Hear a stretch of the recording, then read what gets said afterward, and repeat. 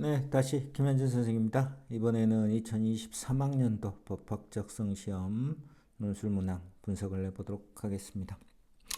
바로 들어갑시다. 1번 문항 사례를 읽고 조건에 따라 논술하시오. 그래서 사례와 관련된 특정한 조건이 없기 때문에 첫 번째, 항상 스텝 1 논제 분석이 중요하다. 문항 목차 구성이 중요하다라는 이야기를 했고, 그래서 1번 항목 먼저 사례를 분석하셔야 되겠지요. 그래서 사례를 읽고 조건에 따라 논술하시오. 조건 1, 여론을 활용하여. 여론은 이제 10가지 자료네요. 여론을 활용하여 A국 당국의 리오 규제에 대한 자신의 견해를 밝히시오. 그러면은 사례를 쭉 보았더니 리오와 관련돼서 A국 당국은 리오라는 가상화폐에 대한 규제를 시행하기로 하였다라고 했기 때문에 규제에 대한 자신의 견해이기 때문에 이 문제는 유형상으로 찬반 선택 문제라고 이야기를 합니다. 그러면은 도대체 어떤 배경하에서 왜 리오라는 가상화폐를 규제하기로 했는가에 대한 사례를 먼저 분석을 하시고, 그 다음에 두 번째 리오 규제에 대해서 찬성 또는 반대를 선택을 하시고, 선택한 입장을 옹호하시고 심층 논증을 해야 되는데, 여기서 중요한 조건은 심층 논증을 할 때 꼭 여론을 활용하라라는 게 중요한 조건이지요. 그 다음에 세 번째 항목은 선택의 타당성을 더 높이기 위해서 선택하지 않은 입장, 찬성을 선택했다면은 반대이고 반대를 선택했다면은 찬성이 되는 거죠.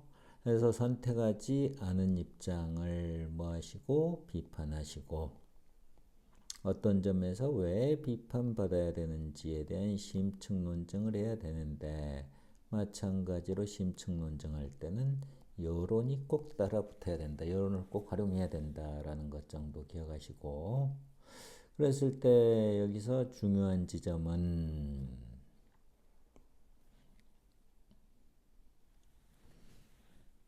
2번 항목하고 3번 항목 선택에 대한 옹호가 더 중요하냐, 선택하지 않은 거에 대한 비판이 더 중요하냐라는 거를 비교해 보면은 당연히 옹호 또는 옹호 논증이 더 중요할 수밖에 없겠죠.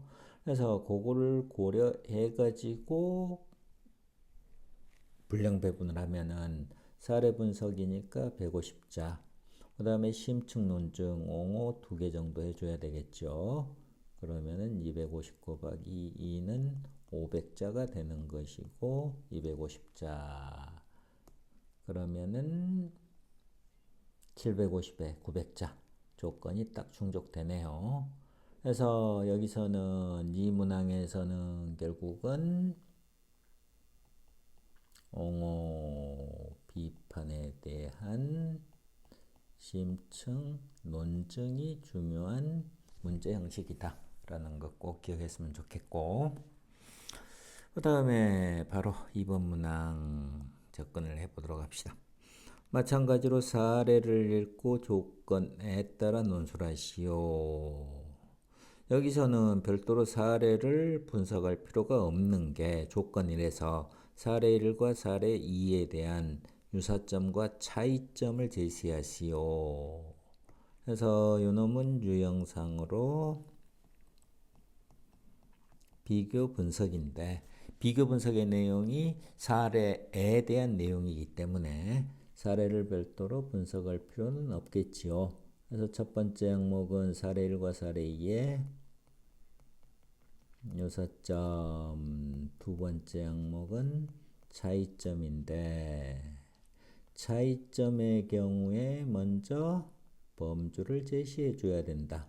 그리고 각각의 범주별로 세부 내용을 대조시켜라 라는 거 다시 기억하시고, 그 다음에 조건 2를 봤더니 사례 1과 사례 2에서 공통되는 논점, 공통쟁점이지요. 을 제시하고 관점을 활용하여 사례 1의 B와 사례 2의 C의 주장에 대한 자신의 견해를 밝히시오. 그래서 공통 논점 밝히라, 논점을 밝히라 라는 문제 형식을 일컬어 유형상으로는 쟁점 추론형에 해당합니다. 그 다음에 어떤 주장에 대해서 자신의 견해를 밝히라 라고 한다면은 이 문제 형식은 논증평가형이라고 합니다.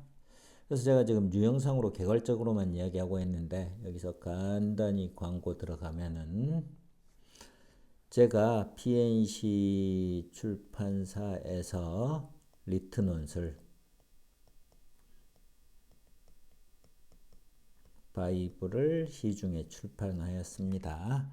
그래서 이 책을 가지고 세부 유형 그 다음에 관련 문제를 풀어보는 것도 많은 도움이 되지 않겠는가라는 생각이 듭니다. 바로 이번에 들어가 보면은 그러면은 세 번째 항목은 사례 1과 사례 2의 공통쟁점, 공통논점을 제시하시고 그에 대한 근거가 따라붙어야 되겠죠.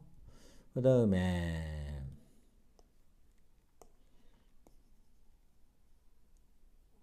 네 번째 항목은 B에 대한, C에 대한 자신의 견해.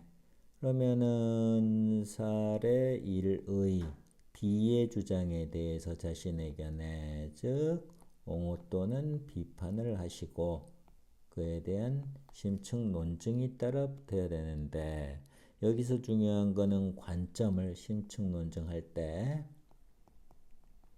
관점을 활용하라 라는 게 중요한 조건이지요. 그 다음에 마지막 다섯 번째 항목은 사례 2의 C에 대해서도 옹호 또는 비판을 하시고 심층 논증을 하는데 마찬가지로 관점을 활용해야 된다라는 게 특징점이지요. 그러면은 이것을 고려해서 분량 배분을 하면은 앞에서도 이야기했지만은 비교 분석의 경우 기본적으로는 300자 이상이다 라는 것 정도 기억하시고, 그 다음에 공통 개별 제시문의 논점, 쟁점이 아니고 두 제시문이니까 200자 정도는 제시해야 되겠죠. 그 다음에 심층 논증이니까 250자, 250자. 그러면은 500에 500, 1000자 정도 분량이 딱 차는군요. 그래서 이 문항 같은 경우에는 차이점의 경우에는 늘 잔소리 하는 것처럼